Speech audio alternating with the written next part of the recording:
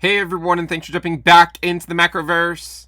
Today, we're going to talk about the most recent labor market report and, of course, how the unemployment rate holds steady at 4.2%. If you guys like the content, make sure you subscribe to the channel, give the video a thumbs up, and also check out the sale on Into the Cryptoverse Premium at intothecryptoverse.com.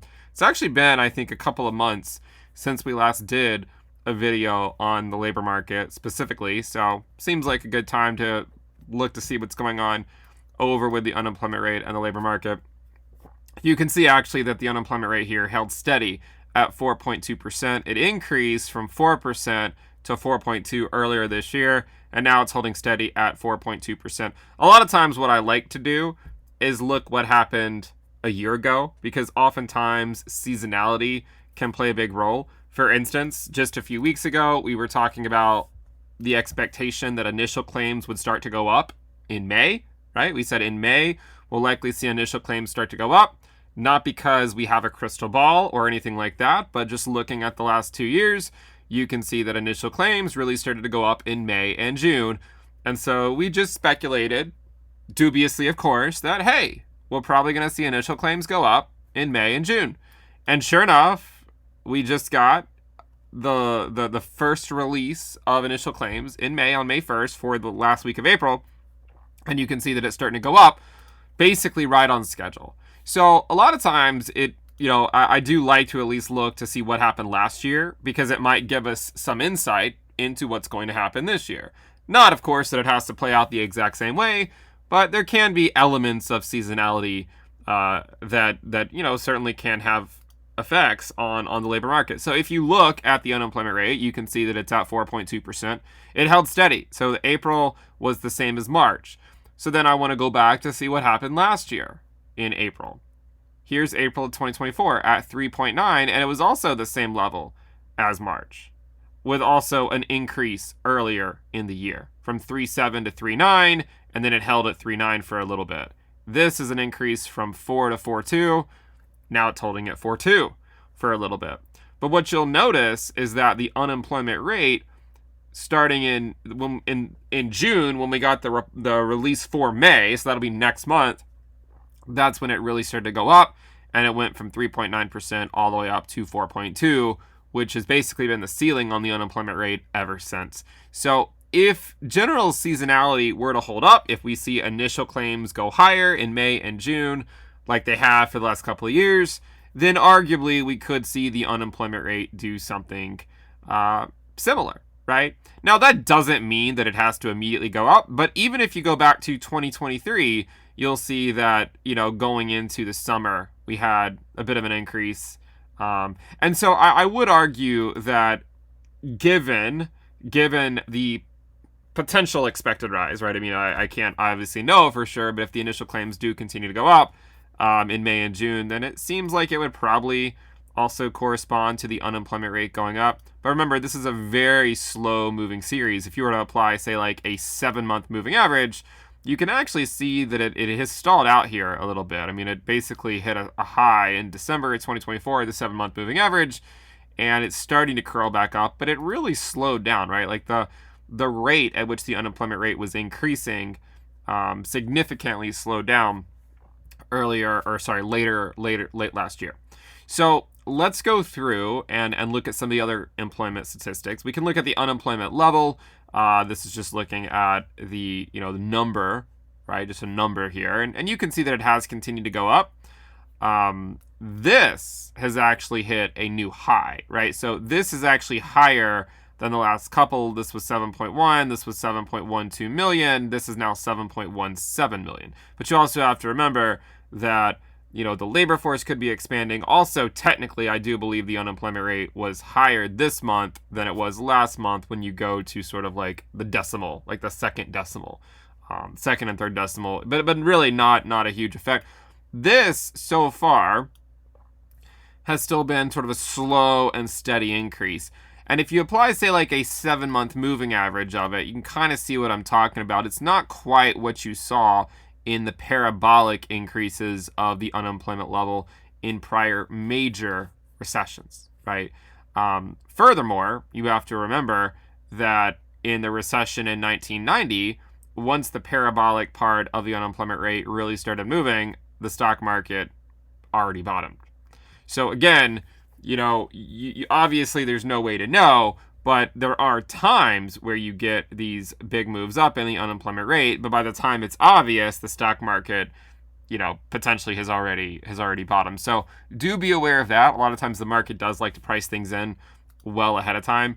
We can also look at the unemployment rate for different categories. Like we can look at 16 to 19-year-olds. That one really has been, moving up a good bit over the last couple of years. If you look at it for 20 to 24-year-olds, that's moving up even quicker. If we go to 25 to 54-year-olds, that one has actually leveled off here for the last few months. So that's probably the big reason why you've seen the unemployment rate sort of stall out, is because 25 to 54-year-olds haven't really been getting laid off in the same, at the same pace as some of the other ones. And then also there's greater than 55 years, sort of a slow and steady increase. Now we're going to look at the unemployment level by reason. Okay, so the first thing we'll look at is just job losers. These are people that are, of course, losing their job. Now, notice how in prior major recessions, there was a really big increase in this, right? A really big increase. And if you were to look at it on a quarter over, or let's just look at it on a year over year basis, you can see, just how positive it ended up going, meaning the unemployment level was going up.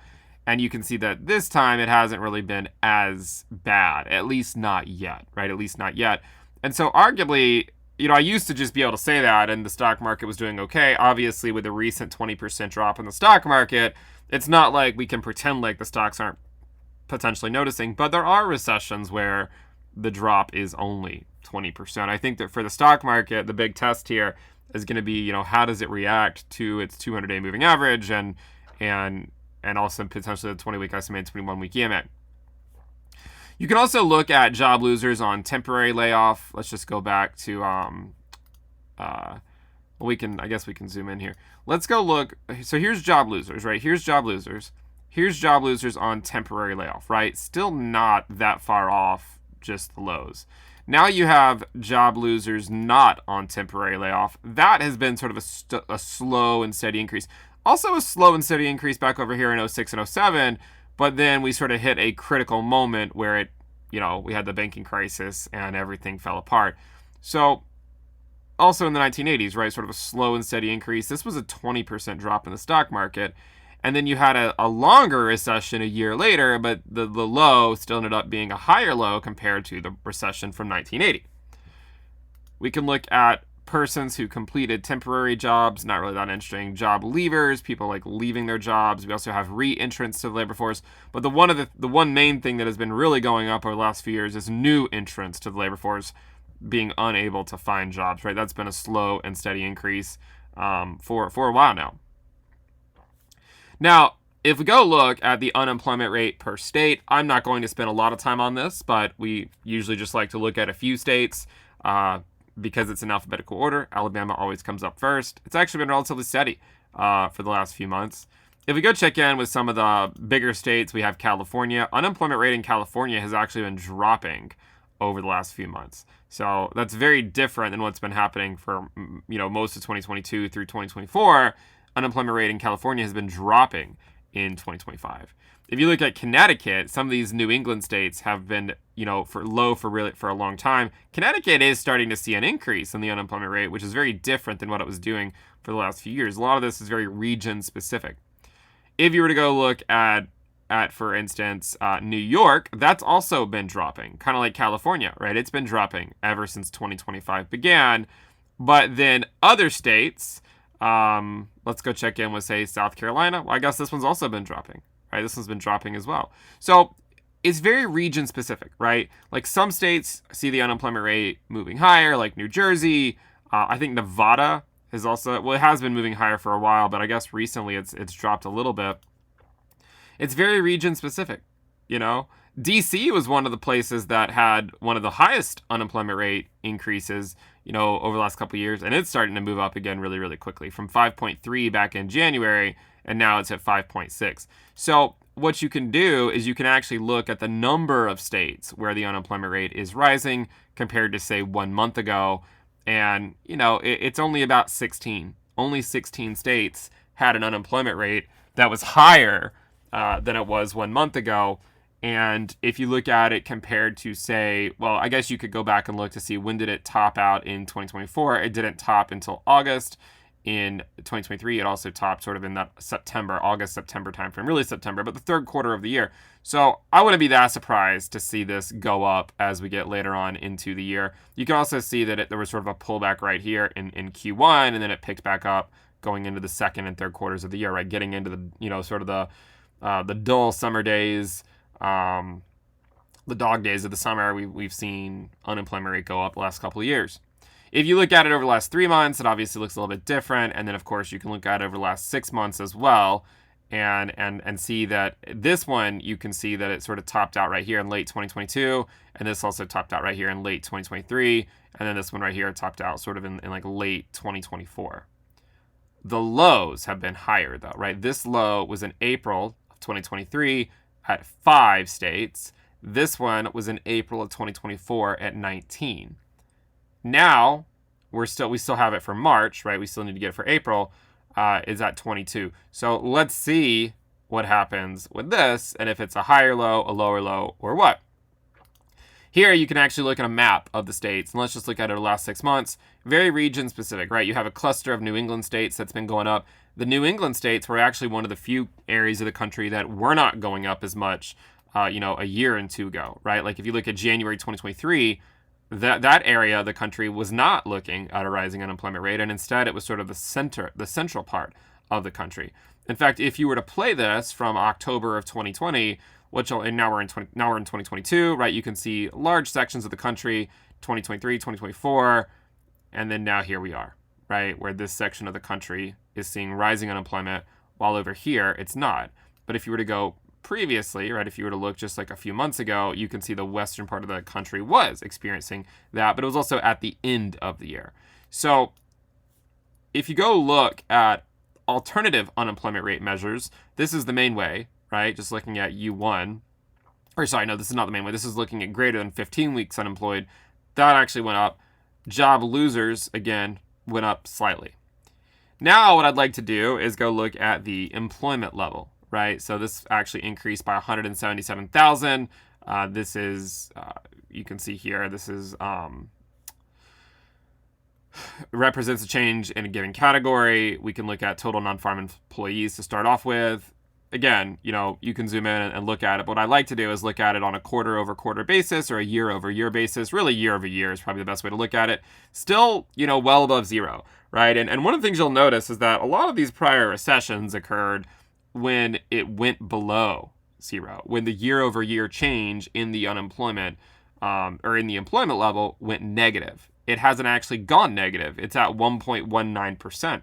So by that measure, you're still not looking at a recession. But you'll note that prior recessions occurred before it went negative, right? You can see there it occurred before it went negative. Here, you had a recession before it went negative. And by the time it went negative, that was basically the bottom for the stock market. So again, it doesn't really make sense to sort of watch that to try to invest in the stock market. Obviously, timing that's very, very difficult. But it does go to show you, where the labor market is today with respect to prior major economic downturns. Now, we could also look, that's the establishment survey. We could also look at the household survey. The household survey used to be pretty weak. Recently, it's been a lot stronger year over year. It's still positive on a percentage basis. It's up about 1.52%. Now, if you go to the establishment survey and you break it down, and let's look at the federal government, that's actually been dropping, right? That's actually been dropping. Really, I mean, it has dropped other months, but it's been more of a durable drop, really, ever since January of 2025. So there have been obviously a lot of layoffs at the federal level, and it's pretty obvious when you look at all employees at the federal level, right? In January, 3.02 million. Today, that number is at 2.99 million. So if you were to look at a year-over-year percentage change, that has gone negative, right? Negative 0.2%, right? That actually has gone negative. Now, if we look at non-farm private payroll employment level, this is coming out of the Automatic Data Processing Research Institute, or ADP.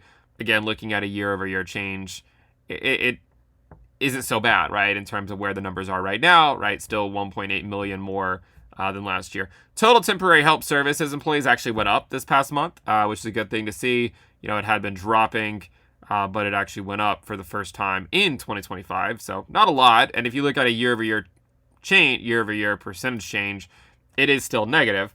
But it is good to at least see that that's potentially slowing down. Multiple job holders still going crazy high. Job postings on Indeed continue to slowly drop. There's one thing that I do wonder about.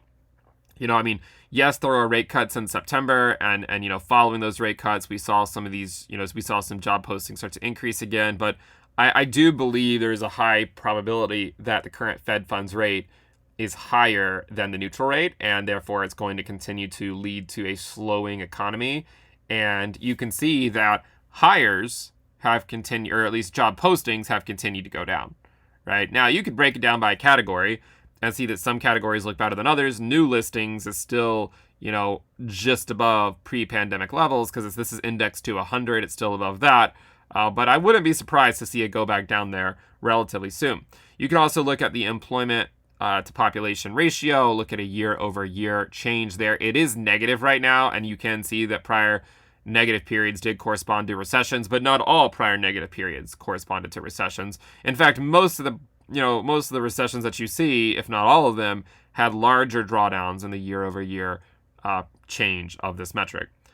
Job openings, that actually dropped. That was one of the weaker data points recently. Job openings dropped back down to 7.19 million for total non-farm. If you look at total government, that is at a new low for this downturn. If you're to go look at manufacturing, that has dropped back down as well over the last couple of months. Retail trade, a lot of these are pretty low levels of job openings, which is, it makes sense, like why people talk about the job market, labor market, and how they say it's really hard to get a job.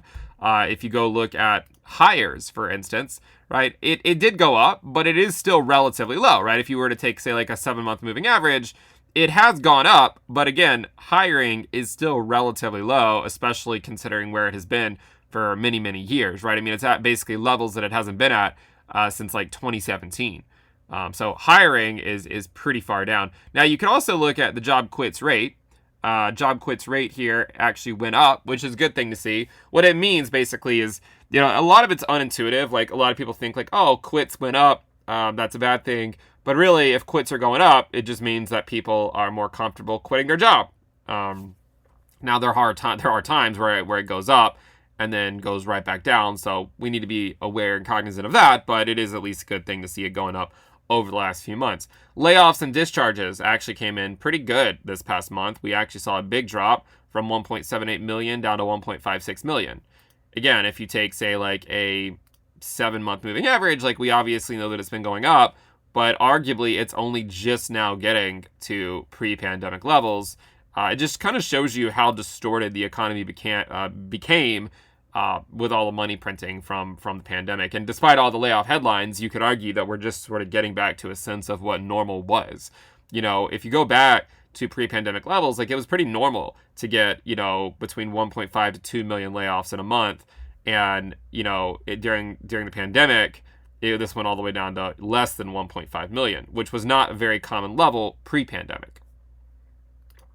Initial claims, we already talked about that. It did go up a little bit, so let's keep an eye on that. As I've said before, it's not super concerning until initial claims are printing 300K, right? Now, because initial claims, if you look at it on a 7-week basis, 7-week moving average, you can see that the low in 2022 was lower than the low in 2024.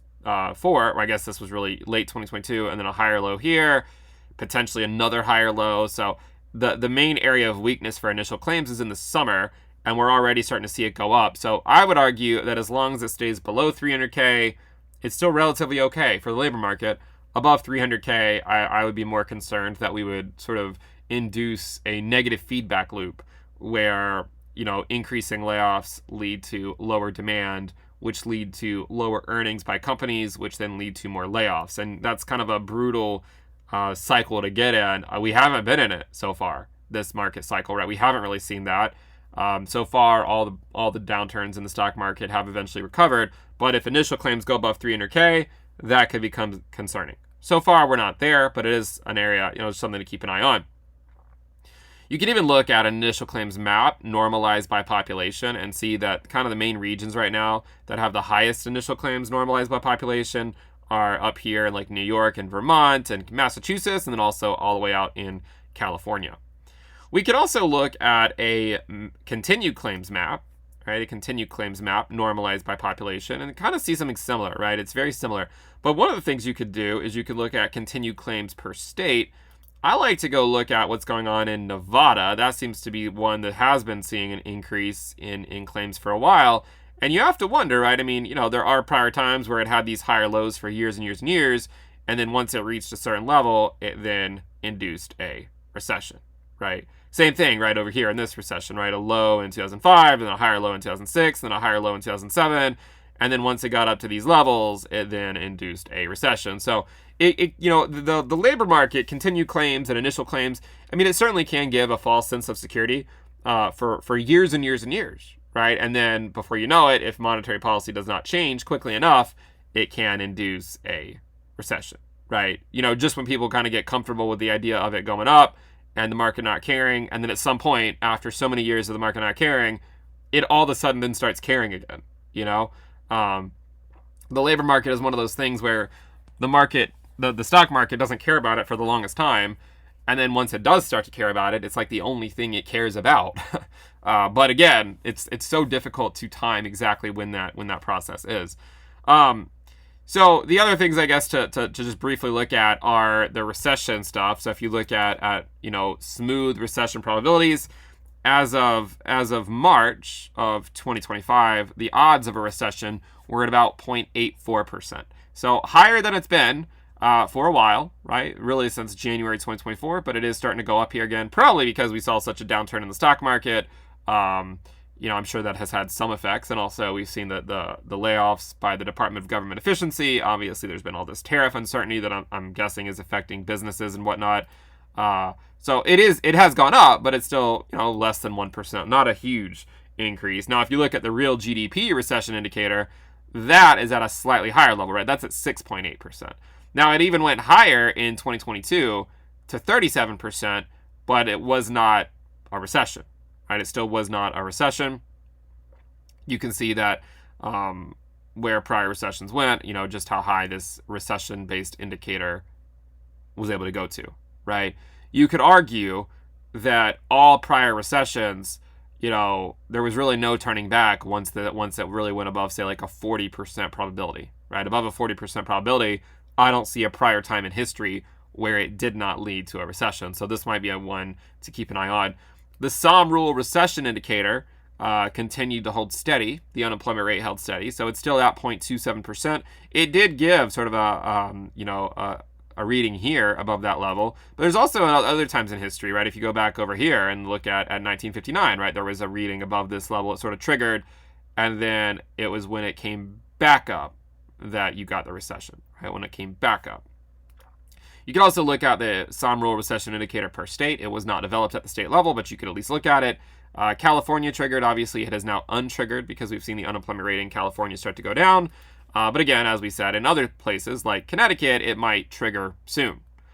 Recessions occur when basically the entire country is affected and not just a localized region. If it's only one region, then the stock market can ignore it and focus on the regions that are doing well. If it's the entire country, that's when the stock market can't really ignore it anymore. And you can even look at the number of states where the SOM rule recession indicator has triggered, and throughout this entire cycle, right, the highest it's hit is about 22. And note that all prior major recessions occurred when it was, going to at least 42. So that's the reason, arguably, that the market hasn't cared. So, I mean, obviously now with the market having dropped 20%, it's potentially starting to care, but for so long, it hasn't really cared. And even in the mid 1980s, you can see it kind of went up for a while, but then ultimately it came back down. And it's funny because I'm sure when it came back down, it gave people a false sense of security because they're like, oh, well, no recession. And then the market dropped 35%. And it still wasn't a recession. It goes to show you just how difficult navigating the stock market can be, right? Imagine looking at this in the mid 1980s and being like, all right, well, there's more states triggering the Somme rule, therefore you're going to get a recession, therefore you're going to see the stock market drop. And then it wasn't until after this thing dropped back to zero, and then when it hit zero, then the stock market dropped and it crashed. You could almost argue the reasoning for that, right? Logically, it could make sense, right? If there's a lot of people scared to invest because they're worried about a recession, by the time this goes back down to zero, everyone who was scared to invest then finally puts in their money. You get one final parabolic rally. All the money's in the market. There's no one left to buy, and then you get a crash. Okay?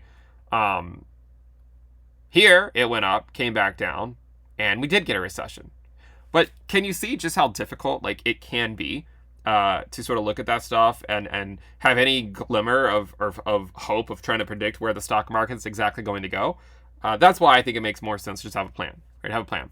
If you look at the composite leading indicator, and by that I mean have like a DCA plan or a lump sum plan where you just live your life and you invest on some type of interval and you just go live your life and stop worrying the day-to-day, right? I mean, yes, there is a chance that the market goes down for a while, and yes, there's a chance that we get a recession, but is it worth worrying every single week and every single month about? Probably not, right? What makes more sense? Worry about it and stress about it, or live your life and don't worry so much about it, and in a few years, you probably won't care about it anyways. Yes, obviously, if people get laid off and we have a recession, that'll be a bad thing. But at the end of the day, I mean, the longer that I'm in markets, probably the longer you're in markets, you probably just recognize, hey, no one can really predict where the markets are going to go. So why not just have a plan and go live your life, right? I don't think you're going to be sitting here when you're 80 thinking oh, I wish I spent more time, studying where the unemployment rate was going to go or the inflation data was going to go, right? I mean, I'll follow it, right? But I just want people to recognize that there is more to life than following all this macro stuff. So don't waste your life. Don't waste your entire life just watching the macro data. Live your life, have a plan, stick to it, and then when you look back in 30 or 40 years, none of it's going to matter, right? Your portfolio will probably be doing just fine. The composite leading indicator is starting to curl over here. So, I am watching that. It also started to curl here in sort of mid 2024, but then went up again. And kind of here as well, right? I mean, sort of a small curl, but not really as much. And then a one that was sort of deeper, and then now one that's even deeper. You could argue that when this thing starts to drop, if this thing starts to drop, not all drops correspond to recessions, but a lot of the drops in this indicator do correspond to drops in the stock market, even if they're not always recessions. So I would watch this one because the year-over-year change is starting to go down. It also went down last year into the summer, and then it started to go back up. But this is one that I would probably, by 2026, you'll probably see it be negative, is my guess. By 2026, it probably will be negative. The Economic Policy Uncertainty Index has just gone crazy recently, right? It's as high as it's ever been. I don't really know what to do with that, but it is an interesting one to track. Guys, I think we'll go ahead and sort of wrap it up there for at least the labor market. We've gone through a lot of different things. You could also look at the recession risk dashboard, and really the only, obviously you have the interest rate spreads, which has, continues to signal that there is a recession risk. But again, this thing can last for months, years, even before the recession occurs. You can see prior times where it took a long time. Once this metric starts to really go down, I guess with the exception of 1967, once this metric, and also I guess right here in 1999, when this metric really starts to go down, there's a lot of times where that does correspond to a recession. So I would watch the interest rate risk. But again, that's the main one. The only other one that's slightly elevated right now is initial claims risk. And obviously it's because it just went back up to 240. So this is one to watch in the coming months. Also a spike in the summer of 2024. Also a spike in the summer of 2023. This was a high, and then you had a higher high. It's possible that we reach a critical threshold where it just keeps going. Hopefully that doesn't happen, but let's see what happens with it this summer. Anyways, guys, those are my general thoughts on the labor market. For the stock market, for something like Bitcoin as well, the next major thing, I guess, to sort of think about is going to be the inflation data that's going to be coming out in, a little over a week. If I can find it, yeah. Tuesday, May 13th. So it's not even going to be next week. It's going to be the week after. That's probably going to be what the markets are going to turn towards at this point. And I think really it's going to just be the inflation rate. It has been going down, but I think this might be one of the first months where we really start to see the impact of tariffs. You have to remember that a lot of the inflation component is actually made up. Like if you go inflation year over year contributions per category, the main, one of the main things is just housing, right? I mean, housing makes up like 2/3 of it. And I don't really know that the tariffs are going to immediately have effects on housing. In fact, I've just seen housing prices come down in most parts of the country.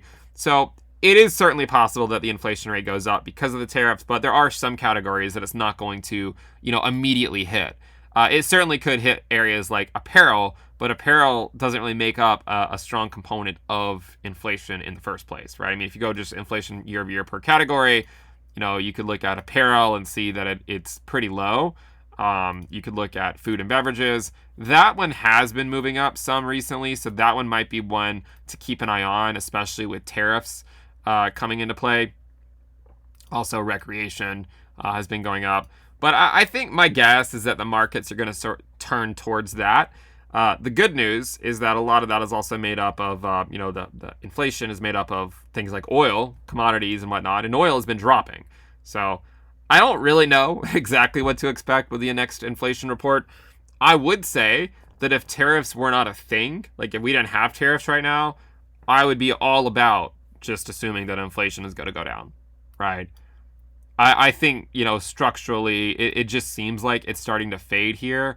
The only thing that gives me pause is the tariffs. If it were not for the tariffs, I think it'd be more. I'd be more confident saying this is going to go down, and it still might, right? I mean, it still might, but I really don't know how the tariff data is going to affect things, right? So, I think it's okay to sometimes be like, I don't know, and with inflation, I have been pretty vocal about my views that it would drop and it would be a stochastic process down.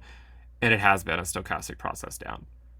With tariffs, I'm not exactly sure what to expect. I don't know, if there's going to be a big move up by inflation because sort of like an artificial increase in prices across the board for a lot of different things. But we will see. We will see where inflation. But I'm guessing the markets are at least going to turn towards that over the coming weeks. Those are my views, guys. I mean, obviously, Bitcoin has been doing pretty well. The stock market, has been doing pretty well. With the stock market, the main area to watch here is you have the 200-day SMA. So the 200-day SMA is at around 57.46, right? That was where it got rejected at back in late March. And then the bull market support band for the S&P is actually right around where it is right now, right? I mean, we're actually just above that 21-week EMA as I speak. With Bitcoin's been doing even better than the stock market. Now, if you guys remember, what we said was we were likely going to have a rally following the death cross, right? And the last 2 years, the rally actually led to new all-time highs. You can see it, right? We had, and even when we got the death cross, that more or less corresponded to a low in the markets. This is something we identified a long time ago, and sure enough, once again, that has played out. Now the question is, does this lead to new highs, or do we come back down to sort of like a new low, right? Do we have some like parallel channel that forms that then we go down to a new low? My argument here is that if there is a pullback, let me say it like this.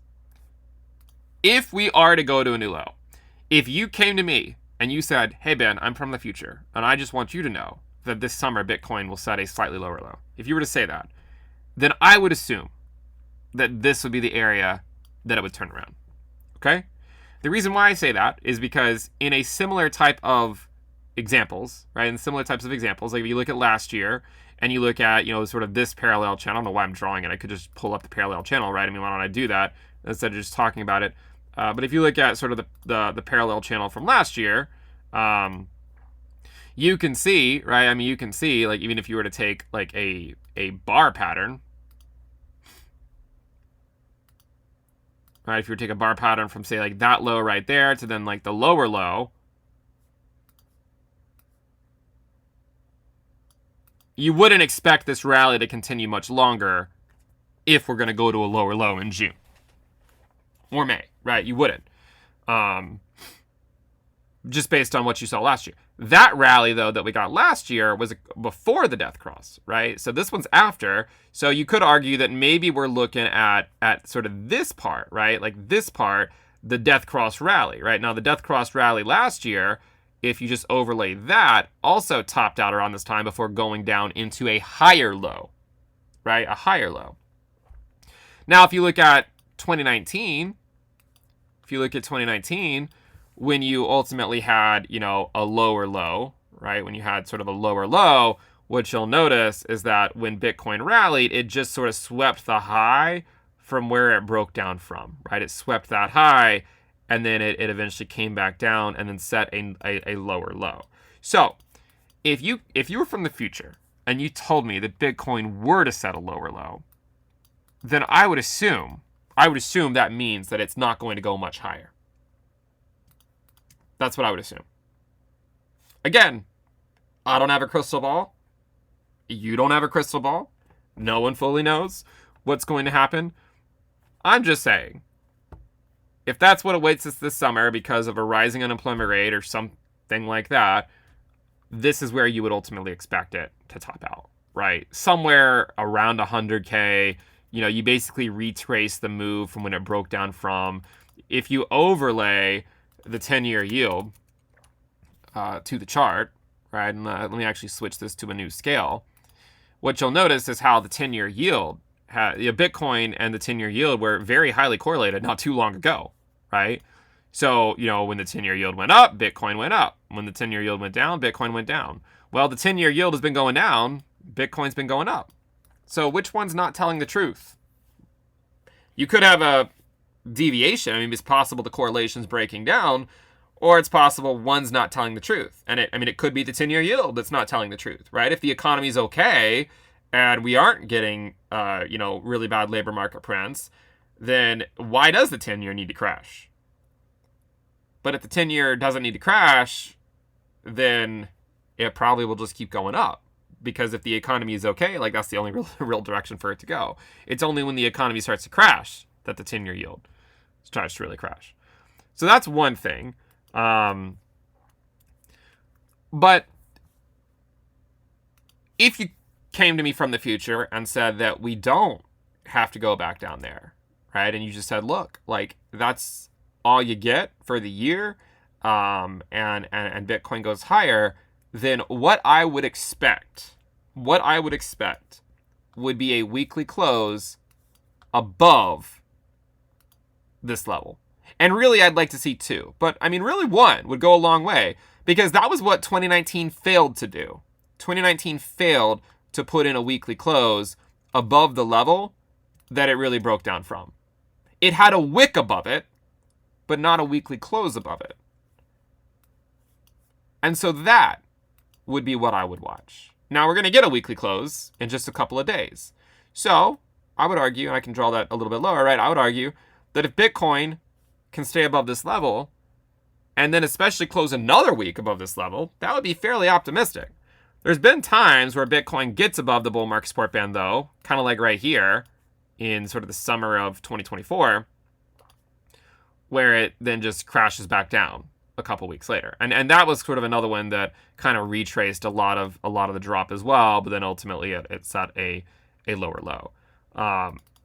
The other thing that I wanted to mention to at least keep an eye on is if you look at alt Bitcoin pairs. We've talked a lot about this and how a lot of, a big reason why Bitcoin continues to rally. You have the ETFs. Obviously, there's all this institutional discussions. But one of the big reasons is just altcoins. People just keep trading their altcoins for Bitcoin. Why shouldn't they? Bitcoin dominance just keeps going up, right? More people are joining the Bitcoin dominance train. It's almost at 65%.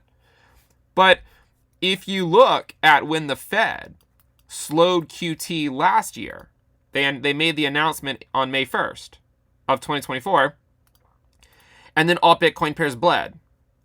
This time they made the announcement here, and look, same thing's happening. Alt Bitcoin pairs are bleeding. Now, if you look closely during that period, what you'll notice is while alt Bitcoin pairs bled, as they initially bled, Bitcoin went up to form a lower high, right? As they initially bled, Bitcoin went to form a lower high. Then Bitcoin put in a lower high. It came back down. And as it came back down, as it gave up, say, half of those gains, then alt Bitcoin pairs bottomed. Then Bitcoin continued to go down for a couple more weeks as alt Bitcoin pairs went up into June. So if this plays out the same way, you would expect alt Bitcoin pairs to potentially find at, local low potentially this summer. Maybe around 0.32, 0.3, something like that. That would be if it follows last year.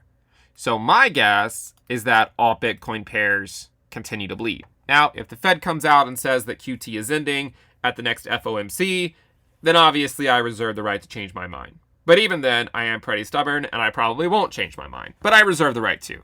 But I would just look at this, right? I would look at this because, the more times that alt Bitcoin pairs test this level, arguably the more likely it is for it to eventually break down. This is they tested out, back in November of 2024. Again, in February 2025. We're now at the same level again in May of 2025. If they keep knocking on the door, eventually people, it's the door's going to open, right? I mean, you're basically, what you're witnessing right now is just people giving up on alt season. That's essentially what you're witnessing. The sort of the recognition that alts just keep bleeding back to Bitcoin. And as the months go on and as the years go on, people then make that decision. And that's why I've said for years, if you want to be in crypto, that's fine. But really, you're probably going to be better suited by just mainly being in Bitcoin. It doesn't mean that Bitcoin can't go down, but Bitcoin gives you exposure to the upside if we just scream higher into a right translated cycle. But it also minimizes your downside risk if we do go back down. Because I would argue that even in the case that Bitcoin goes back down, like if it does go back down into the summer, you would still probably have more bounces, kind of like you had over here, right? And then potentially maybe some more renewed interest later on. And even like that, right? I mean, think about during these periods how Bitcoin dominance just went up while the altcoin market bled. And Bitcoin ultimately was relatively flat during those periods, right? So like, look here. If you look at Bitcoin dominance during this period, right, Bitcoin was flat. It didn't really go anywhere for half a year, but Bitcoin dominance during that period went from when it first entered this range, it went from around 43% to when it left the range of 53%. And then this range up here, again, the price of Bitcoin didn't really go anywhere from February until November. But Bitcoin dominance went from 54% to 60%. Are we not seeing the same thing happen again, right? Like Bitcoin hasn't really gone anywhere if you think about it. Now, obviously, if you measure it from the recent local low, it has, but you could have made the same arguments here and here and there, right? And here and here, right? So what you're seeing, though, is when Bitcoin first got into this range, Bitcoin dominance was at 55%. And now it's at almost 65%. So you're basically seeing, right, the process play out. You're seeing altcoins bleed back to the king. And my guess is that altcoins will continue to bleed back to Bitcoin for at least another few weeks. My guess is going into the summer, June, July timeframe. Then I would probably expect a bounce by alt Bitcoin pairs, but then I would also expect more weakness by them, in like September and October and then early November. So that's my thought process right now. I still think Bitcoin is a better place to be than the altcoin market. I'm not out here saying that Bitcoin can't go up, it can't go down. What I'm suggesting is it doesn't matter which way Bitcoin goes. Bitcoin dominance likely is going to go up no matter what. And that's, I think, important when you figure out that the Satoshi valuation of your crypto portfolio is a lot more important than the USD valuation, because it does help you preserve, it helps you think about opportunity costs, right? There's so many altcoins that people keep pouring money into, and they just keep on bleeding back to Bitcoin, right? And the reality is a lot more people have just been better off sticking with Bitcoin. And we talk about, we speculate about drops. And, with Bitcoin this year so far, I think we've done a pretty good job. And I can't always say that. I mean, I got my face ripped off on this rally right here, right? Absolutely ripped off. I was not expecting that at all. But this year, we basically said that January 20th will represent a local top at the very least. You'll see weakness between February OPEX and March OPEX that'll likely continue into early to mid-April, and then at the very least a counter trend rally in Q2, Q3 after the death cross. And that's what's happened, right? I mean, that's what's happened. From here, in order to figure out if we have a right translated cycle or a left translated cycle, I think a lot of it just depends on the reaction of Bitcoin right around this level. And, what happens as we get into the summer with layoffs and initial claims. So that's kind of what I'm thinking. Again, I don't have a crystal ball. I still think Bitcoin is a better place to be than the altcoin market. And if Bitcoin were to drop in sort of a, if it does go back down, then you still have this level that it's likely going to bounce off of. And it would likely get a big bounce off that level too, right? So there's a lot of different ways you can look at the market and know that the market would likely give you many more signals if that's all she wrote and it's over. And you can even see, look at total 2. Look at total 2. It's already doing that, right? I mean, look at this big bounce off that total 2 got. It did already test that level. And it's getting a big bounce. So if Bitcoin were to go to a lower low, if we're unfortunate, and that's what happens, then it would still likely get a big bounce off this level right back up to some higher prices, potentially as high as we are now. So those are my thoughts on the labor market, on Bitcoin and the stock market, and we'll wrap it up there. If you guys like the content, make sure you subscribe, give the video a thumbs up, and again, check out the sale on Into the Cryptoverse Premium at intothecryptoverse.com. I'll see you guys next time. Bye.